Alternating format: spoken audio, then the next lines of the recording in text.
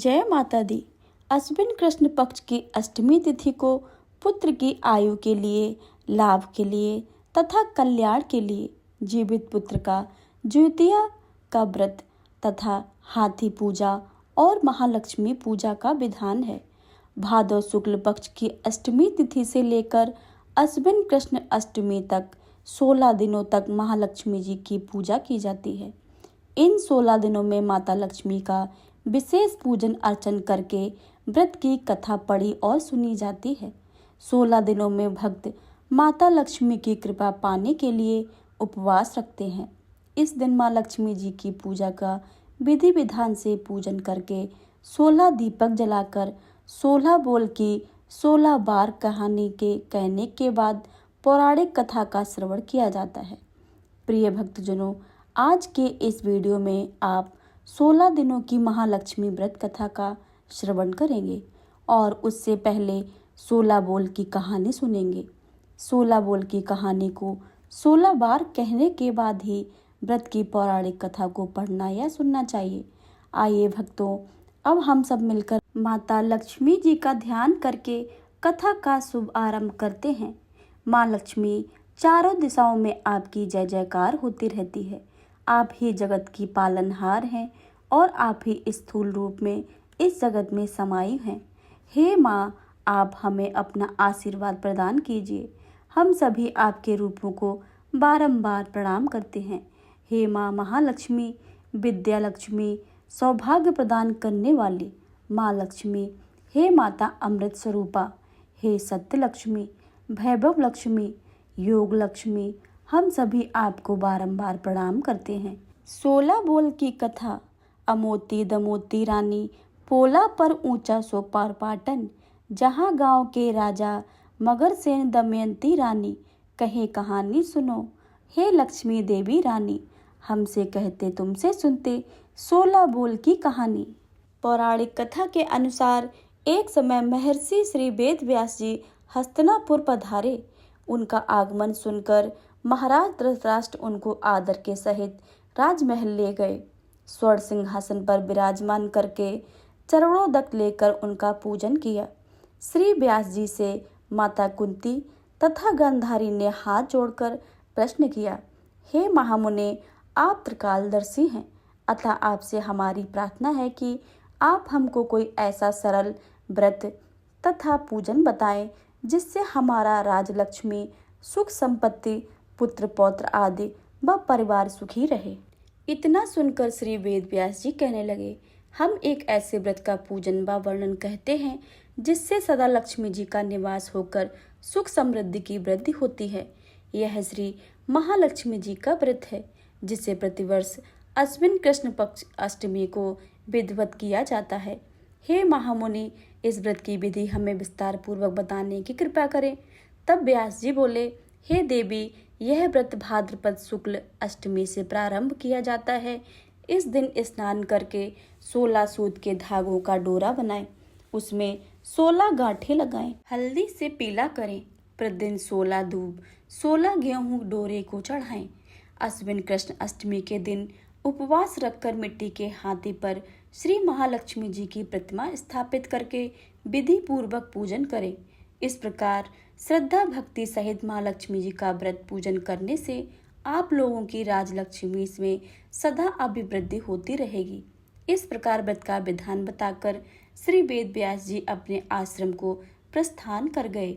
इधर समयानुसार भाद्रपद शुक्ल अष्टमी से गांधारी तथा कुंती अपने अपने महलों में नगर की स्त्रियां सहित व्रत को आरंभ करने लगी। इस प्रकार 15 दिन बीत गए। 16वें दिन अश्विन कृष्ण अष्टमी के दिन गांधारी ने नगर की सभी प्रतिष्ठित महिलाओं को पूजन के लिए अपने महल में बुलाया। माता कुंती के यहाँ कोई भी महिला पूजन के लिए नहीं आई।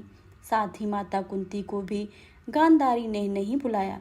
ऐसा करने से माता कुंती ने अपना बड़ा अपमान समझा। उन्होंने पूजन की कोई तैयारी नहीं की एवं उदास होकर बैठ गई। जब पांचों पांडव युधिष्ठिर, अर्जुन, भीम, नकुल और सहदेव महल में आए तो कुंती को उदास देखकर पूछा, हे माता, आप इस प्रकार क्यों उदास हैं? आपने पूजन की तैयारी क्यों नहीं की है? तब माता कुंती ने कहा, हे पुत्र, आज महालक्ष्मी जी के व्रत का उत्सव गांधारी के महल में मनाया जा रहा है। उन्होंने नगर की समस्त महिलाओं को बुला लिया है और उसके 100 पुत्रों ने मिट्टी का एक विशाल हाथी बनाकर, जिस कारण सभी महिलाएं उस बड़े हाथी का पूजन करने के लिए गांधारी के यहाँ चली गईं, लेकिन मेरे यहाँ नहीं आई हैं। यह सुनकर अर्जुन ने कहा, हे माता, आप पूजन की तैयारी करें और नगर में बुलावा लगवा दें कि हमारे यहाँ स्वर्ग के ऐरावती हाथी का पूजन होगा। इधर माता कुंती ने नगर में ढिंडोरा पिटवा दिया और पूजा की विशाल तैयारी होने लगी। उधर अर्जुन ने बाण के द्वारा स्वर्ग में ऐरावती हाथी को बुला लिया। इधर सारे नगर में शोर मच गया कि कुंती के महल में स्वर्ग से इंद्र का ऐरावत हाथी पृथ्वी पर उतार कर पूजा जाएगा। समाचार को सुनकर नगर के सभी नर नारी, बालक एवं वृद्धों की भीड़ एकत्रित होने लगी। उधर गांधारी के महल में हलचल मच गई। वहां एकत्रित हुई सभी महिलाएं अपनी अपनी थालियां लेकर कुंती के महल की ओर जाने लगी। देखते ही देखते कुंती का सारा महल ठसाठस भर गया। माता कुंती ने ऐरावती को खड़ा होने के हेतु रंगों के चौक पुरवाकर नवीन रेशमी वस्त्र बिछवा दिए। नगरवासी स्वागत की तैयारी में फूल माला, अबीर, गुलाल, केसर हाथों के लिए पंक्तिबंद खड़े थे। जब स्वर्ग से ऐरावती हाथी पृथ्वी पर उतरने लगा तो उसके आभूषणों की ध्वनि गूंजने लगी। ऐरावती के दर्शन होते ही जय जयकार के नारे लगने लगे।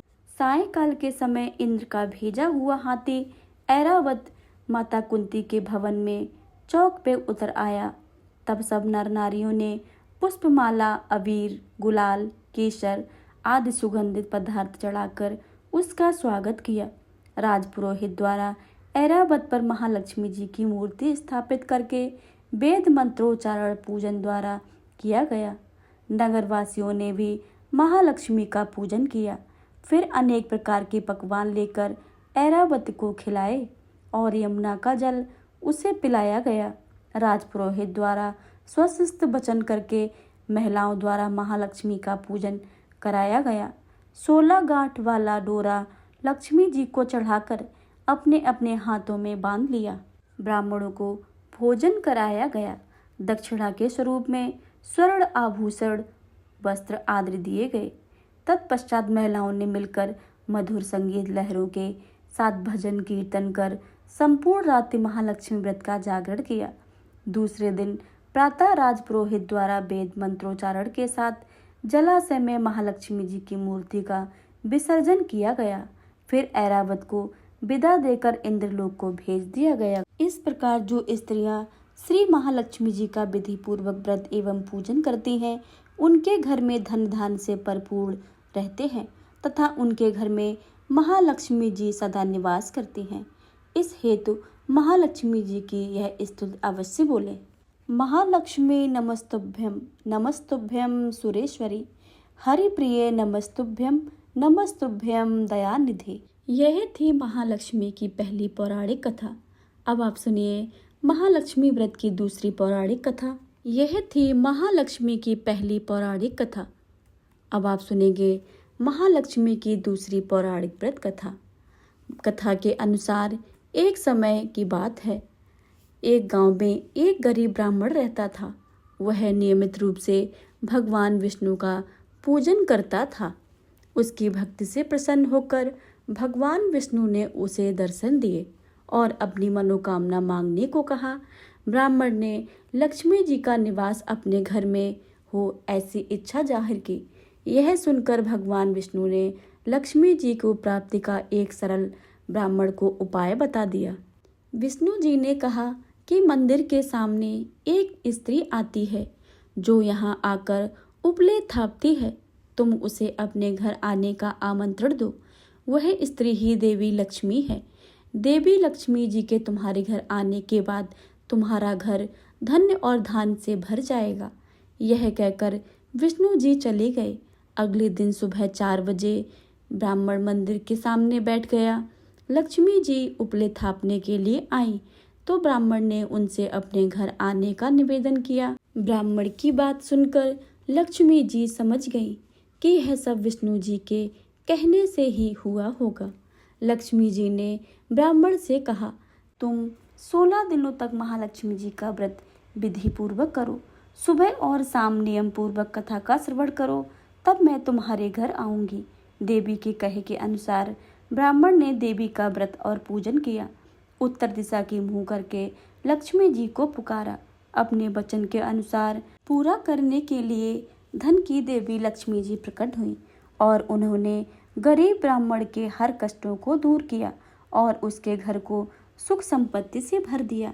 हे माँ लक्ष्मी, जैसे आपने उस ब्राह्मण पर कृपा की, वैसे ही इस कथा को कहने और सुनने वालों तथा हुंकारा भरने वाले सभी भक्तों पर अपनी कृपा बनाए रखना।